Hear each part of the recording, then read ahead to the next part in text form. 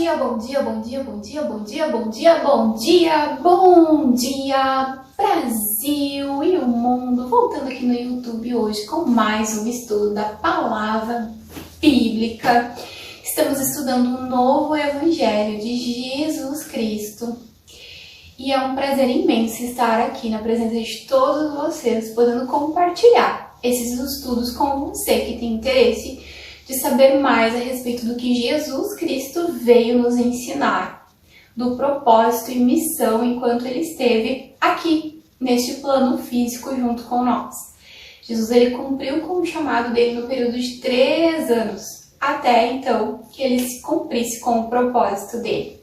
Nós estamos no livro de Marcos, capítulo número 3. Se você é novo aqui no canal, já te inscreve, curte, compartilhe esse vídeo com mais pessoas, para que mais pessoas tenham conhecimento da maneira como Jesus agia, da maneira como Jesus se comportava, a maneira com que ele ensinava e principalmente para que as pessoas entendam o que é que Jesus nos ensina, quais são as coisas que Deus gostaria que nós fizéssemos enquanto cristãos, enquanto filhos de Deus.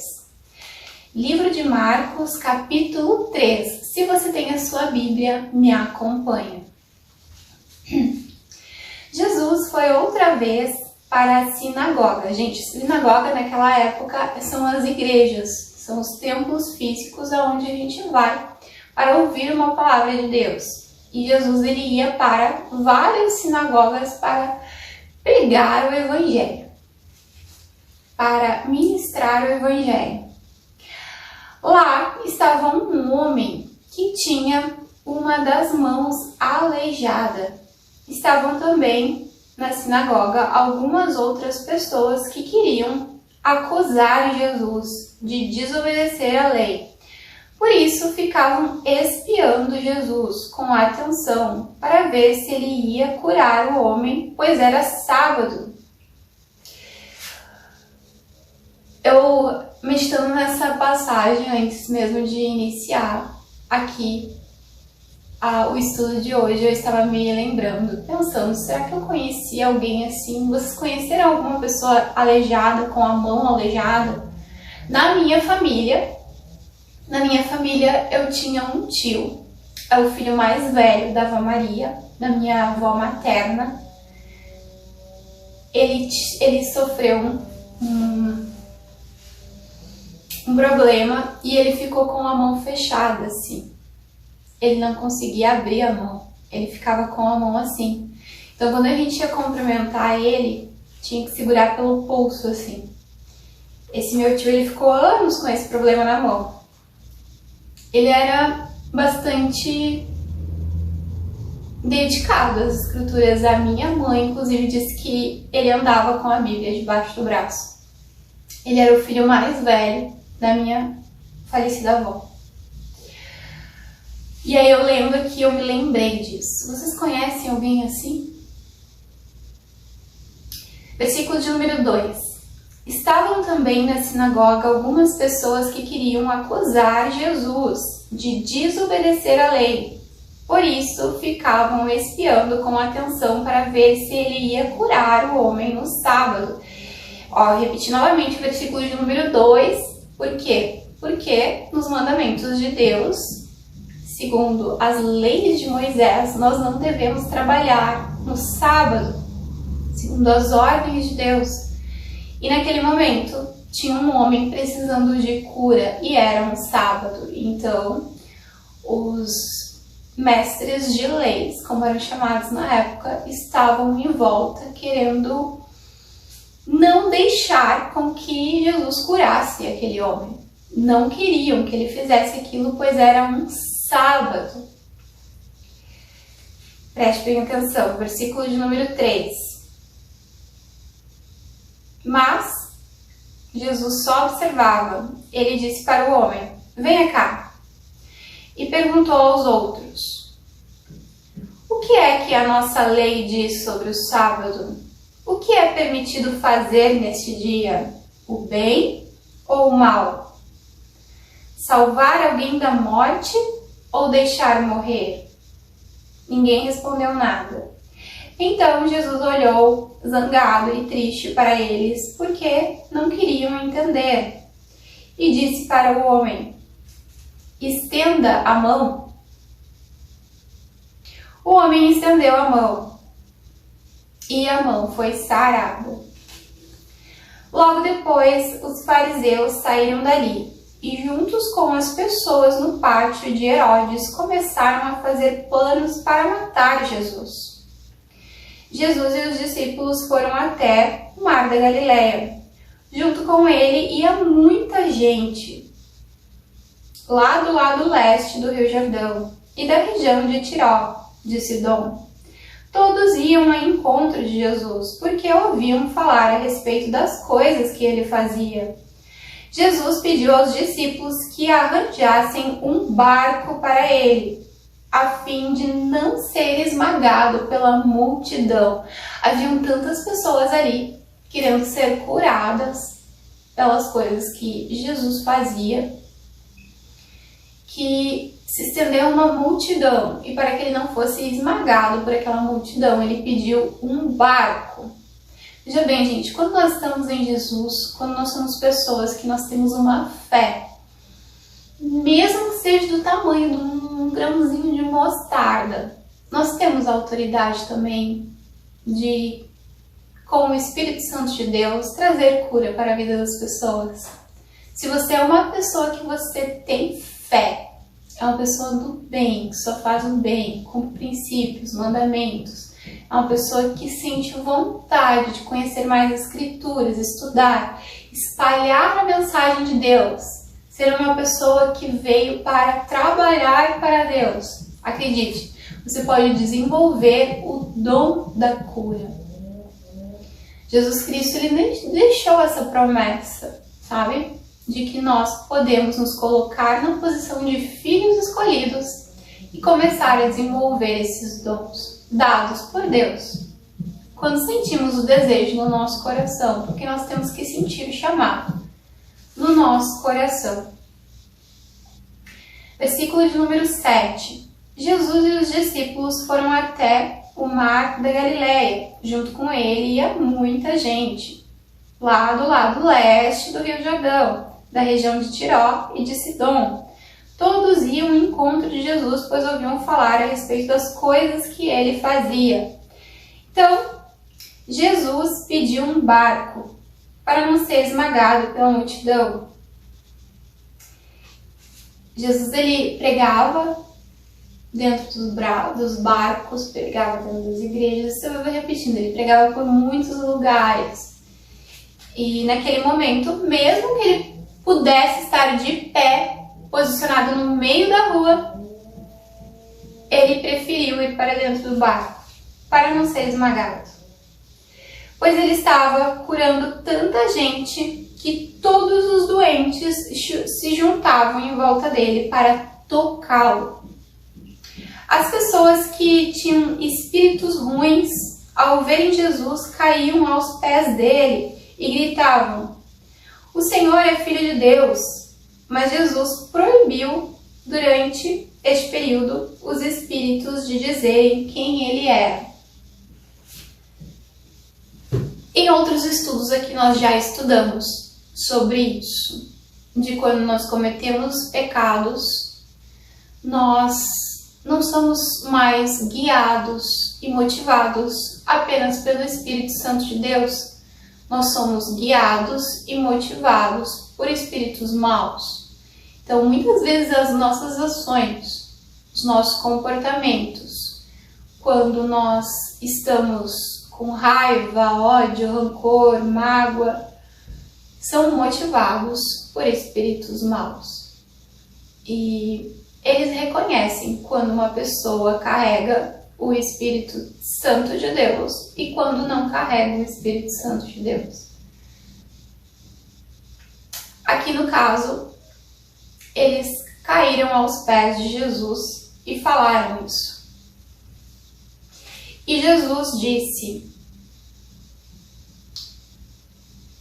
versículo de número 12: "Proíbo vocês, espíritos, de dizerem quem eu era." Ou seja, Naquele momento, Jesus, ele proibiu os espíritos ruins de dizerem quem ele era. Às vezes nós temos que nos colocar no lugar de Jesus, tentar buscarmos ser como Jesus, tentarmos ser parecidos com Jesus. Quando estamos passando por dificuldades, aflições, brigas, desentendimentos, sendo pessoas julgadas, criticadas, nós temos que parar e fazer uma reflexão. Eu estou de fato fazendo isso? Se eu estou, eu aceito. Agora, se eu não estou, eu devo me silenciar. Eu devo me silenciar, sabe? Eu devo ficar em silêncio, eu devo confiar em Deus. No momento que Jesus Cristo proíbe com que os espíritos falem quem era ele, ele está dizendo, em outras palavras,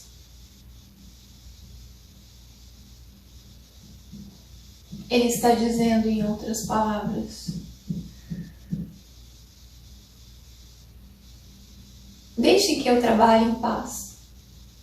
Deixe que eu cumpra com o meu propósito em paz. Nós devemos nos colocar e sermos parecidos com Jesus. Versículo de número 13. Jesus subiu um monte, chamou os que ele quis, e eles foram para perto dele. Então, escolheu 12 homens para ficarem com ele e serem enviados para anunciar o Evangelho. A esses 12, ele chamou de apóstolos. Eles receberam autoridade para expulsar demônios. Os 12 foram estes: Simão, a quem Jesus deu o nome de Pedro, Tiago e João, filho de Zebedeu. A estes ele deu o nome de Boanerges, que quer dizer filho do trovão. André, Filipe, Bartolomeu, Mateus, Tomé, Tiago, filho de Alfeu, Tadeu, Simão, o nacionalista, e também Judas Iscariotes, que traiu Jesus. Quando Jesus foi para casa, uma grande multidão se juntou novamente em volta dele. Era tanta gente que ele e os discípulos não tinham tempo nem para comer. Os parentes de Jesus souberam disso e foram buscá-lo, porque algumas pessoas estavam dizendo que ele era louco. Isso aqui mais uma vez me fez me lembrar do meu tio, o tio Clair, porque as pessoas diziam que ele era louco porque ele andava com a Bíblia debaixo do braço. Sabe, quando nós buscamos nos tornar parecidos com Jesus, muitas vezes nós seremos taxados de loucos, muitas vezes nós seremos taxados de muitas coisas. E nós devemos nos alegrar disso, sabe? Nós devemos nos alegrar, porque isso é sinal de que nós estamos mesmo nos tornando parecidos com Jesus. Porque Jesus sofreu com tudo isso. Jesus sofreu com tudo isso. E se ele sofreu e nós estamos sofrendo, nós devemos nos alegrar, pois isso é prova de que, de fato, nós estamos nos tornando parecidos com Jesus. Isso é maravilhoso. Isso é maravilhoso. Então, se você estiver nos caminhos de Jesus, buscando se tornar parecido com Jesus, acredite, você vai passar por tudo isso. Versículo de número 23. Então Jesus chamou todos e começou a ensiná-los por meio de parábolas. Ele disse: como é que Satanás pode expulsar a si mesmo? Os pais que se dividem em grupos que lutam entre si certamente serão destruídos. Se uma família se divide e as pessoas fazem parte dela e começam a lutar entre si, essa família será destruída. Veja só a importância a importância da união. Vejam só a importância da união. Quando somos pessoas que estamos nos caminhos de Jesus e estamos no meio de outras pessoas que também estão nos caminhos de Jesus, nós somos irmãos em Cristo Jesus. E quando os irmãos que são irmãos em Cristo Jesus começam a lutar contra si, o próprio Jesus está falando aqui, essas pessoas serão destruídas por Deus. Porque Deus odeia isso. Deus odeia contenda. Então, a própria palavra diz aqui, Jesus está falando, quando existe briga entre irmãos, essa família será destruída. Versículo de número 26. Se o reino de Satanás se dividir em grupos, e esses grupos lutarem entre si, o reino não continuará a existir, mas será destruído. Vou ler novamente, versículo de número 26. Se o reino de Satanás se dividir em grupos e esses grupos começarem a lutar entre si, o reino não continuará a existir, mas será destruído.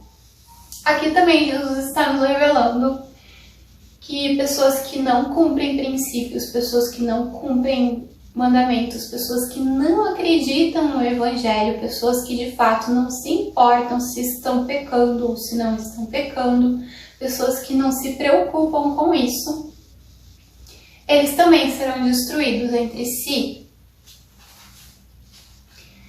Sabe, a palavra de Deus fala em diversas passagens bíblicas que o Espírito Santo de Deus ele é muito superior ao espírito do inimigo. E por mais que nós estejamos vivendo Apocalipse, as coisas de Apocalipse acontecerão como exatamente está escrito em Apocalipse. Veja só, nós somos seres humanos. Nós nascemos da barriga da nossa mãe. Nós somos sementes do sêmen do nosso pai.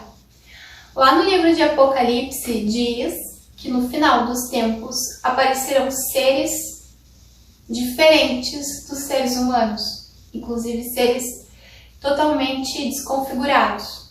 Às vezes eu fico pensando sobre isso, sabe? Que muitas vezes umas coisas estranhas acontecem em nosso meio, sabe? Sendo que não faz sentido nenhum. Não faz sentido nenhum. Nós ainda não estamos nos últimos tempos. A palavra de Deus diz que estamos vivendo o Apocalipse, sim, mas que quando chegar próximo das dores de um parto, será quando aparecerão pessoas se dizendo ser Jesus Cristo. Ainda em todo o mundo, em todo o universo, não apareceu nenhuma pessoa ainda se dizendo ser Jesus Cristo. O que está aparecendo são pessoas querendo se tornar parecidas com Jesus. E isso é maravilhoso. Isso revela, inclusive, o avivamento. Um tempo de avivarmos a nossa fé em Jesus. E muitas vezes Jesus nos coloca em provações. Jesus prova a nossa fé enquanto cristãos. Ele nos prova, nos colocando diversos cenários para que nós sejamos provados, para ver se a nossa confiança está nele, na palavra, ou se está nas circunstâncias do dia a dia, nas coisas comuns, na mitologia, na filosofia, nas coisas assim. E Deus ele se agrada de quem confia apenas na palavra. Sabe, a palavra também diz que nós devemos ter bons conselheiros. Quem são os bons conselheiros? Aqueles que estão dia e noite meditando na palavra de Deus e que confiam na palavra de Deus e que sabem que não devem pecar contra Deus, que estão cumprindo com seus princípios, com seus mandamentos. Sabe, eu quero gravar nos próximos dias aqui uma aula que fala a respeito das coisas que Deus abençoa, das coisas nas quais nós fazemos que Deus abençoa e nas coisas nas quais nós fazemos, a maneira como nós agimos e nos comportamos que Deus castiga. Já ouvi falar várias e várias pessoas, sabe? Ai, porque Deus não castiga. Gente, a palavra está dizendo, sabe? Quando somos filhos muito amados por Deus, sim, e Deus ele nos repreende, porque somos filhos e Ele quer o melhor para nós. Então nós devemos nos conscientizar sempre de se livrar da mentira, sabe? Que é um dos pecados que Ele mais odeia, querendo, assim, trazer, assim, em outras palavras, o falso testemunho, sabe? O olhar orgulhoso, de olhar com um olhar orgulhoso para as pessoas, ver todas as pessoas de maneira igual, sabe? Revelar humildade, a fé sobrenatural que agrada a Deus, sabe? Todas essas coisas nos aproximam de Jesus Cristo. Todas essas coisas. E ficar distante daquilo que nos afasta da presença dele. Versículo de número 28. Eu afirmo a vocês que isto é verdade. Os pecados que as pessoas cometem ou blasfêmias contra Deus poderão ser perdoados, mas blasfêmias contra o Espírito Santo nunca serão perdoadas, porque a culpa deste pecado dura para sempre. Gente, acho que de todas as passagens bíblicas que existem na palavra de Deus, de tudo que existe de mais sagrado, assim, ó, todos esses livros todos, para mim, esse aqui é um dos versículos mais importantes que existe. Esse aqui é um dos versículos, assim, mais importantes que existe. De todos os mandamentos, de todos os princípios, eu acredito que esse aqui é o mais importante. O que é blasfêmia? Olha só, aqui eu tenho separado aqui na minha Bíblia, na parte do vocabulário, onde falam sobre as palavras, uma explicação bem fácil de entendimento.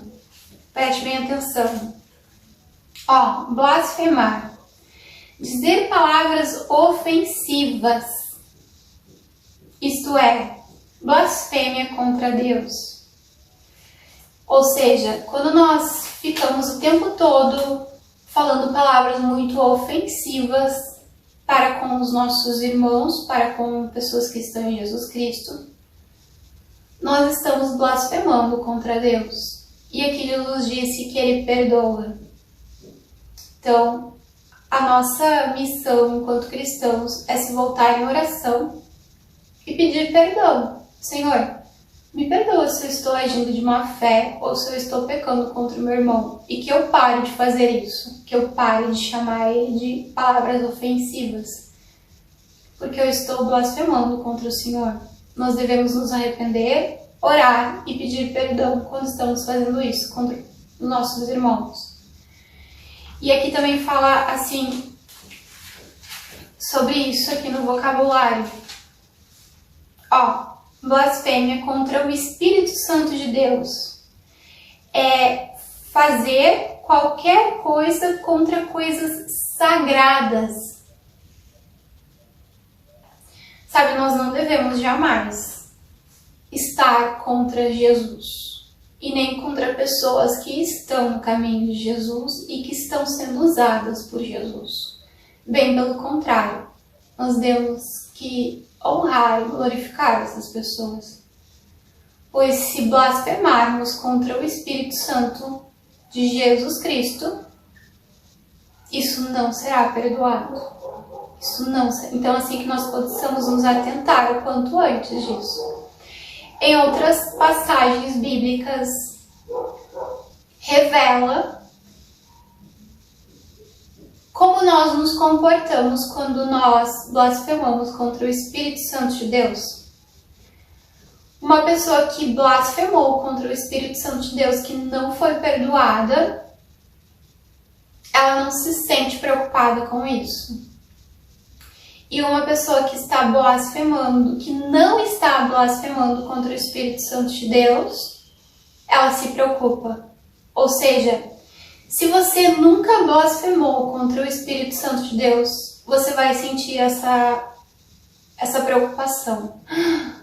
Será que eu estou blasfemando contra o Espírito Santo de Deus? Se você sentir essa preocupação, acredite, você nunca blasfemou contra o Espírito Santo de Deus. Mas se você não estiver nem um pouco preocupado com isso, e você estiver ofendendo pessoas que estão a serviço de Jesus Cristo, você pode ter blasfemado contra o Espírito Santo de Deus. Então você possa ter essa consciência de que as pessoas têm que parar de se ofender. As pessoas têm que parar de falar mal umas das outras. Deus, ele é amor. Mas Deus também é justiça, gente. E que nós possamos entender isso. Que nós possamos entender isso. Que nós não estamos aqui para a guerra. Que nós estamos aqui para viver em paz uns com os outros. Por isso que Deus odeia tanto isso. E por isso que eu acredito que esse seja um dos versículos mais importantes de todas as escrituras sagradas que tem aqui. Versículo de número 29. As blasfêmias contra o Espírito Santo nunca serão perdoadas, porque a culpa deste pecado dura para sempre. E Jesus falou assim: porque diziam a ele que estava dominado por um espírito mau. E o versículo, esse de número 30, nos fala que pessoas que blasfemam contra Deus, que blasfemam contra o Espírito Santo de Deus, são pessoas dominadas por um espírito mau. Então, acredito que o que as pessoas mais devam fazer agora, sabe? Pessoas que falam mal umas das outras, pessoas que criticam, que julgam, sabe? É buscar o arrependimento. Porque pessoas que são de Jesus Cristo, filhos de Deus, pessoas que são escolhidas e que são ungidas por Deus, têm a proteção de Deus. E quando você tem a proteção de Deus, acredite, é muito difícil isso acontecer com você. Por isso nós devemos nos atentar. Nós devemos nos atentar todos os dias em não julgar pessoas, em não criticar pessoas. Se você olha para uma pessoa e você não se agrada dela, fique quieto, fique em silêncio. Agora, se você ficar discriminando aquela pessoa, expondo aquela pessoa em público, Deus o julgará. Sabe? Isso é de fato assim muito importante nós pensarmos sobre isso. Então, gostou da aula de hoje? Já curte, compartilhe esse vídeo com mais pessoas. Que possamos todos os dias nos limpar em espírito, nos limpar em alma, nos limpar em corpo. Tem uma oração que eu gosto muito de fazer quando eu estou tomando banho. É: Senhor, limpa minha alma, meu espírito e o meu corpo. Que o Seu Espírito Santo de Deus me guie sempre nas minhas palavras, nas minhas ações e nas minhas atitudes. Todos os dias da minha vida, enquanto eu viver. Desejo a todos vocês um abençoado e maravilhoso dia na presença do amado Espírito Santo de Deus.